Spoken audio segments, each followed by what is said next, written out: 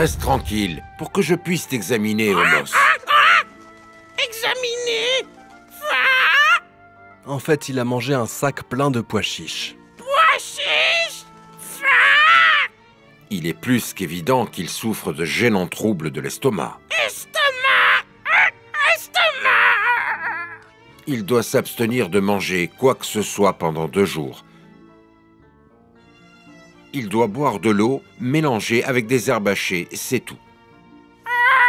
Haché. Haché.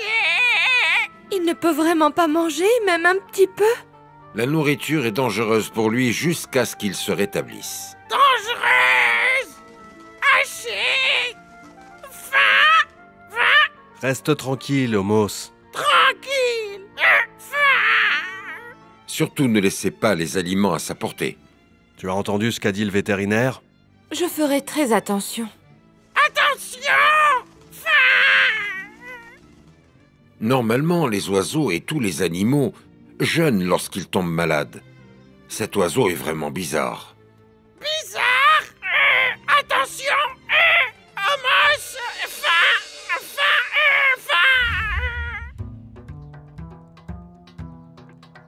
Ces pigeons sont délicieux. Tu les as achetés chez Kawanès? Chez Kawanès? Bien sûr que non. Ce qu'on achète dehors n'est jamais aussi bon que ce qu'on prépare à la maison. Je suis fier de toi, Inbihar. Je n'ai jamais goûté des pigeons aussi délicieux de toute ma vie. Tu as vu comme ta femme est douée? Hein? Quoi? Mais ça, je le sais déjà. Où as-tu acheté ces pigeons? Je ne les ai pas achetés. Ils étaient sur le toit. Quoi?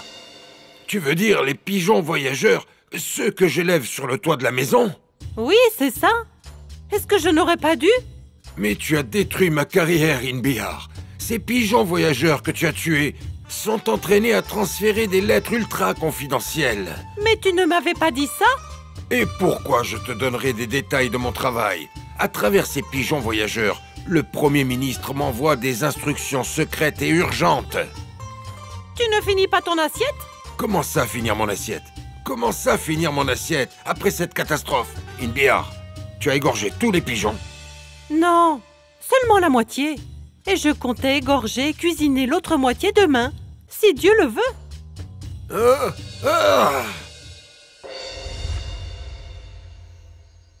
Comment va-t-il maintenant?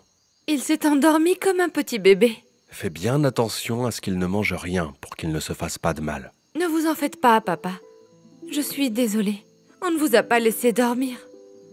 Je n'ai plus vraiment sommeil, de toute façon. Et tout ça, c'est à cause de la gourmandise de ce perroquet. C'est normal, papa. Tous les oiseaux ne pensent qu'à manger. Ce n'est pas vrai. Qui t'a dit ça? La huppe de Salomon, par exemple, s'occupait de chercher les mécréants et de faire des rapports aux prophètes. Et c'est ce qu'il a fait en allant à Saba. De quoi est-ce que vous parlez, papa? Je parle de l'histoire de la huppe et de la reine Balkis. Tu ne connais pas cette histoire? Non. Racontez-la moi, s'il vous plaît. Mais c'est une très longue histoire qui a besoin de beaucoup plus de temps. Mais vous ne venez pas de me dire que vous n'aviez plus sommeil? Si, je l'ai dit. Mais je crois qu'il vaudrait mieux reporter ça à demain, ma fille. Ne jamais reporter les choses au lendemain. Allez, vous pouvez commencer. Balkis était une princesse dans le royaume de Saba. Et son père, le roi Odad, régnait sur une terre vaste et d'une grande richesse, mais dont le peuple adorait le soleil et non pas Dieu. Où est le médecin? Dépêchez-vous. Vous n'avez pas besoin d'appeler le médecin. Il ne peut plus rien faire pour moi. Je veux voir la princesse Balkis. Où est la princesse Balkis, gouvernante? J'ai envoyé quelqu'un pour lui dire que son père est malade. Je ne sais pas pourquoi elle a tardé. Mon cher père. Qu'est-ce qui t'a retardé comme ça, ma petite fille? Je m'excuse, papa. Ce retard était malgré moi. Y a-t-il quelque chose de plus important que ton père? Votre Majesté, me permettez-vous de dire un mot? Qu'est-ce que tu veux dire par là, Namek? Toi qui es le chef des gardiens. Quelqu'un a informé notre ennemi Amrim Nuabra que vous êtes malade, Majesté. Alors il a envoyé ses soldats pour nous attaquer.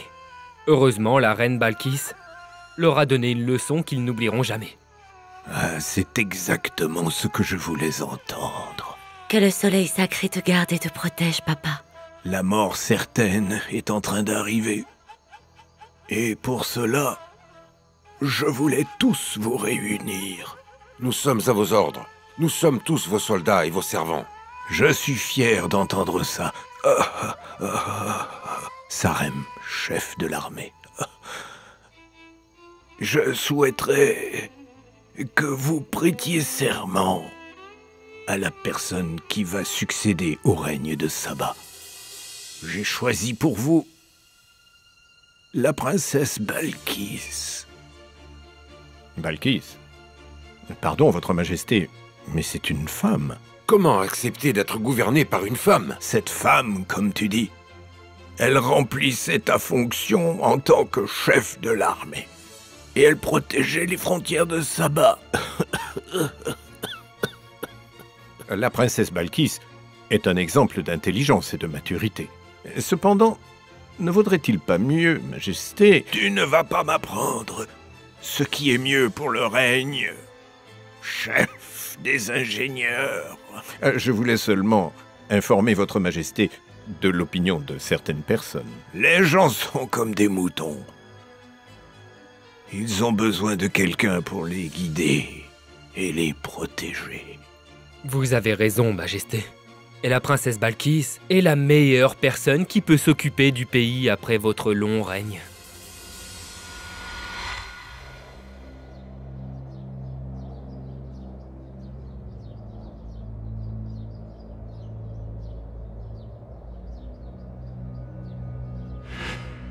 Ceci est notre unique chance d'envahir Saba, votre majesté.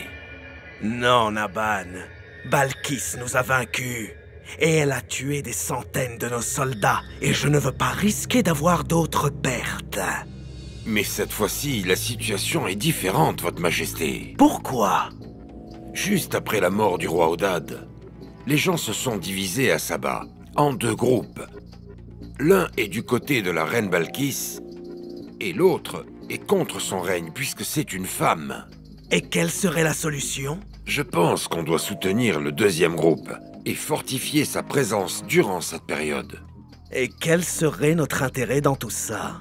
Après avoir éliminé Balkis, il sera beaucoup plus facile pour nous d'éliminer l'autre groupe. C'est très convaincant, Naban. Les Arabes me surnomment le roi effrayant. Et je vais leur montrer ce qu'est la véritable frayeur. Nous nous sommes finalement réunis. Pourquoi arrivez-vous en retard, chef Sarem? Des problèmes avec l'armée, majesté. Lesquels? Parlez. Les soldats n'acceptent pas que leur chef soit une femme. Vous n'avez aucun droit de parler de cette manière avec la reine commandant de l'armée. Laissez-le parler, Namek. Alors, dites-moi dans ce cas qui serait plus digne que moi pour le règne. N'importe quel homme serait plus digne de régner. Que dites-vous de choisir le chef des ingénieurs, Monsieur Rachid? Rachid est un homme âgé qui ne peut pas commander une armée. Eh bien, dans ce cas, que Namek soit notre gouverneur. Il est beaucoup trop jeune et inexpérimenté. Ça veut dire que vous voulez régner vous-même? Et pourquoi pas? Acceptez-vous que Monsieur Sarem soit votre roi? Ah non, assurément pas. Je préfère plutôt mourir. Vous voyez? Et depuis quand on tient compte de la vie des gens sur qui les gouverne?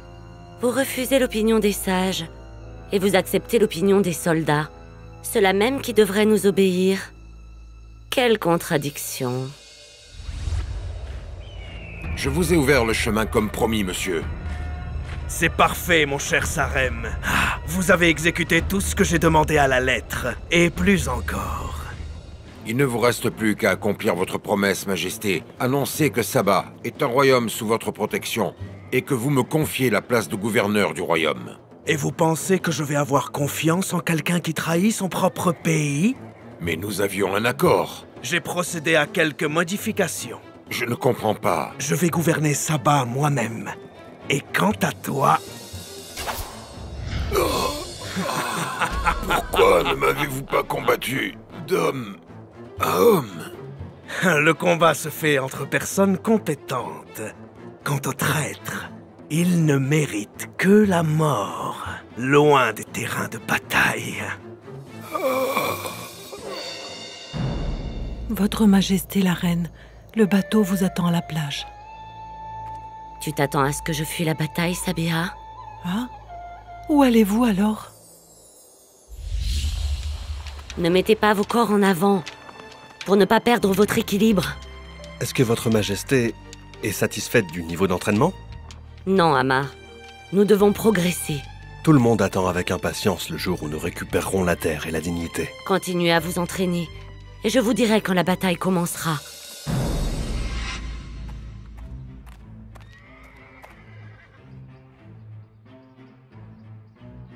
Qui a apporté cette lettre, Naban? Un enfant sourd, votre majesté. Alors nous ne pouvons rien savoir de lui. Mais puis-je vous demander ce qui vous dérange dans cette lettre?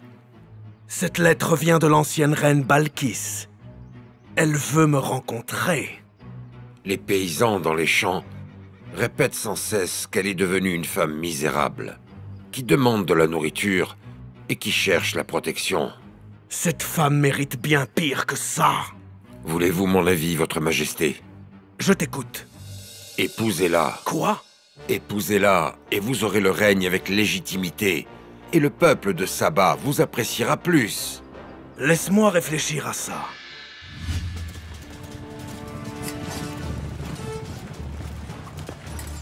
Nya! Je savais qu'il y avait un piège derrière tout ça. Vas-y, défends-toi, celui qu'on appelle l'effrayant. Je ferai de toi une servante dans mon palais. Ce palais est le mien, espèce de voleur. Ah! Comment oses-tu m'insulter? Ton épée est tombée. En même temps que ton règne. Je t'en supplie. S'il te plaît, femme, je veux dire ma reine. Reprends ton règne et ton trône. Ils t'appartiennent. Parle plus fort, combattant, pour que tes gardiens et tes adeptes puissent t'entendre. Je renonce au royaume de Saba. Je le rends à la reine Balkis en échange de ma liberté.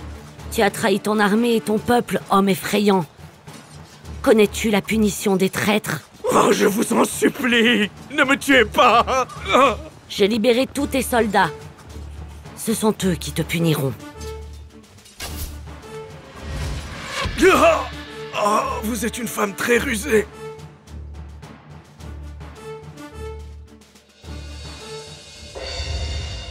Le royaume de la reine Balkis se stabilisa, et la vie s'épanouit, grâce à la justice et aux règles instaurées. Et le peuple de Saba vécut dans un réconfort jamais vécu auparavant. Qu'en pensez-vous, votre majesté? Parfait. C'est exactement ce que je voulais. Le trône a coûté une grande fortune et a pris de longues années pour être construit. Mais cette merveille mérite le temps qu'on y a passé. Vous avez fourni un grand effort, Rachid. Tout le peuple attend au Temple du Soleil pour célébrer la date du commencement de votre règne, Majesté. Avez-vous distribué les gâteaux et les nouveaux vêtements aux nécessiteux? Il n'y a plus un seul pauvre dans notre royaume. Grâce à notre avancement et à votre sagesse, votre Majesté. Non, c'est grâce à notre entente sur toutes les décisions et aux choix raisonnables que nous faisons. Ma joie est indicible aujourd'hui. Je vais m'agenouiller devant le soleil jusqu'à son coucher, en célébration à ma grande reine. Le soleil est arrivé au centre maintenant. Il est temps de s'agenouiller. L'un des soldats du prophète Salomon vit cette scène. Et c'était une huppe. Une huppe? Comment une huppe peut-elle être un soldat? Le prophète Salomon, que la paix soit sur lui, avait une armée, constituée d'hommes, de djinns, de bêtes d'oiseaux, mais aussi du vent, par la volonté du Seigneur. J'ai beaucoup aimé cette reine intelligente et qui tient compte des avis de son peuple. Effectivement, elle avait vraiment toutes les compétences pour réussir et pour progresser dans la vie. Mais malgré tout cela, elle ne connaissait pas le bon Dieu. Alors quelle est la valeur de la connaissance si elle ne sert pas? Oui, papa. Vous avez raison. Amos est faim! Donne-lui des herbes hachées, comme nous a dit le vétérinaire. Et demain, si Dieu le veut, nous continuerons l'histoire de la reine Balkis.